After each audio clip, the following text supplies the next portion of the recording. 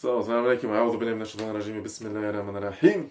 مادة يا سلطان الأولى، مادة يا سلطان الأنبياء، مادة يا محمد مصطفى، دستور يا سيدي، دستور يا شاه مردان، يا فاطمة زهراء، يا أهل بيت.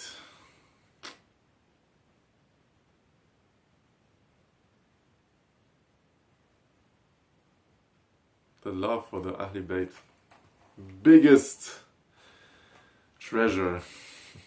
Anyhow, this is a topic, how I became Muslim. Finally, let's see who will get to this channel by this video. Bismillahirrahmanirrahim. Many people ask, and so the whole story, let's see how deep we can get. Yeah. So where we start, how I got Muslim, and then of course maybe also my journey to Sufism. And these were two steps. Some people take it other way around, some people make it simultaneously. It doesn't matter.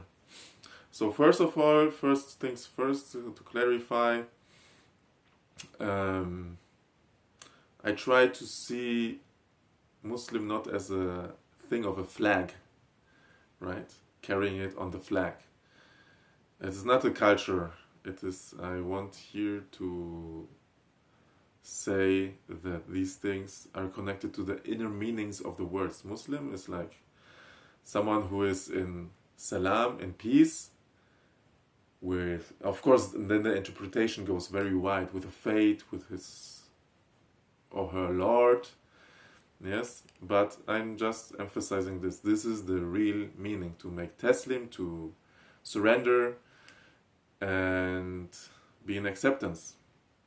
And of course, then from this word, there is a strong connection to the Prophet Muhammad ﷺ as the archetype of incarnated light. Yes.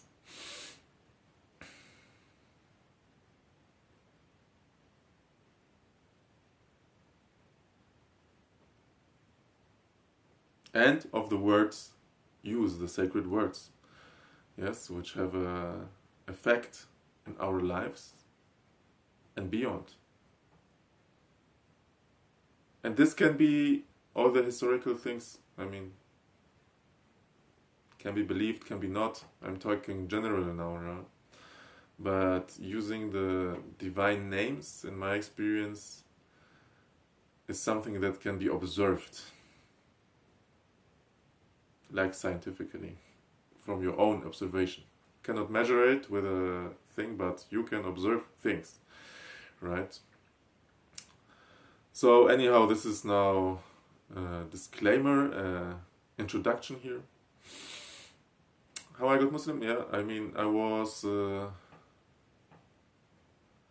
ministrant, I don't know if this is the correct word, the children who are helping the priest in the church, so I was very connected to these things always, to the spiritual realm. One point in my life, I was faced with different religions that all came in one time. It was in the school classes, actually, right? You had different religions as a topic.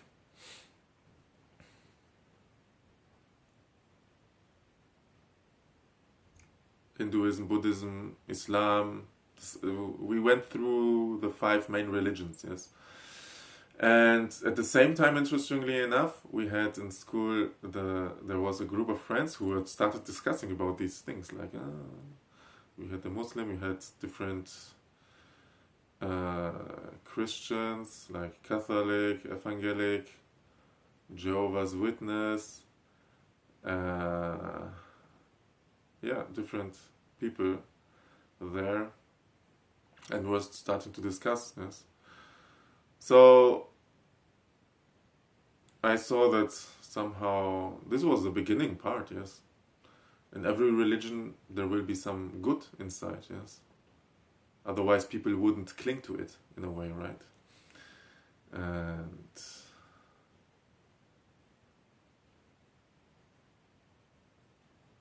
yes. And so I started to reflect upon the things and things that I understand and don't understand. I mean, in the end, for me, once again, this is about a lot of synchronicities and following the heart, because from a ratio, from the understanding, can be, yes, there can be, of course, pros and cons for everything, right? So one of the things, of course, and later on, also especially, my heart was attracted there, yes, due to reasons I will also tell. But in the beginning, it was very rational, yes, the Trinity in Christianity, I didn't get it. Now I'm saying, of course, if you see it from a metaphorical point of view, amazing, because from a metaphorical point of view, we are all children of God, basically, right? And okay, Jesus was also a child of God, right? I hope this doesn't end. I'm very I'm very interested in the comments now. This is not about putting anyone down or saying doesn't make sense. It's just my personal opinion, yes.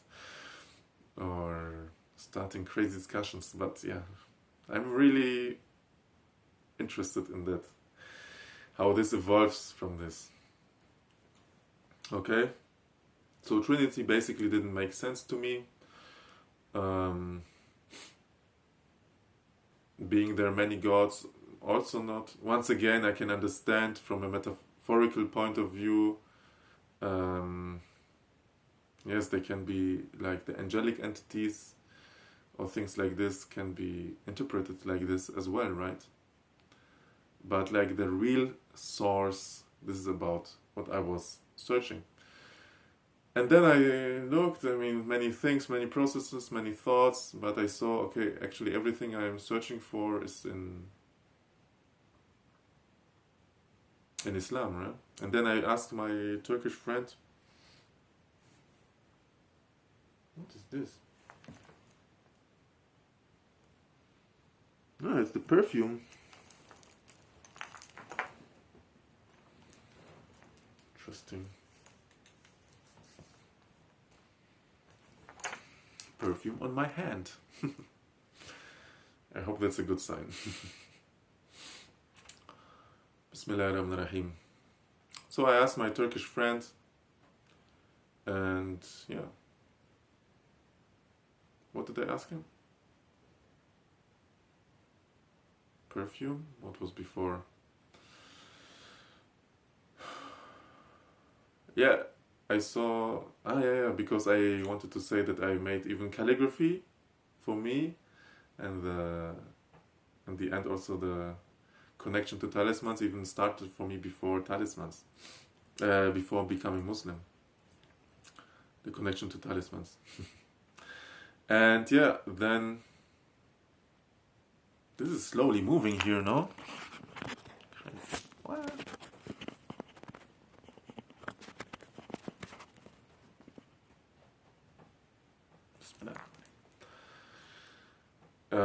Yeah.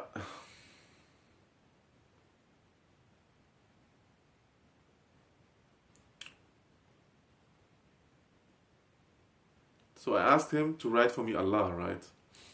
So he wrote it, and I was really attracted by the hospitality and the atmosphere in the mosques. Yes, when I visited, it was like beyond description, beyond what I knew from the church. This was, of course, one heart-opening topic as well, right? And yeah, so many things came together. In the end, I like rationally, from my brain, I accepted Islam, but I was like, okay, this is still like my worldview. I don't have to practice it or something like this. But from my understanding, I was seeing that, okay, everything was good inside, yes. So there is this saying also, okay, the knowledge can bring you in front of the door of love, but the heart has to go through it. Yes. So this was like, for me, I was in front of the door, but why should I go? I don't know. And then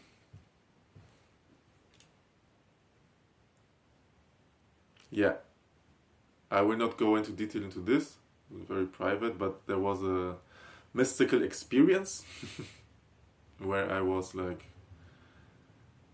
where I saw it's my path. Yes, basically. So this is also, people have to understand. You can understand things, but to really go for it is another topic.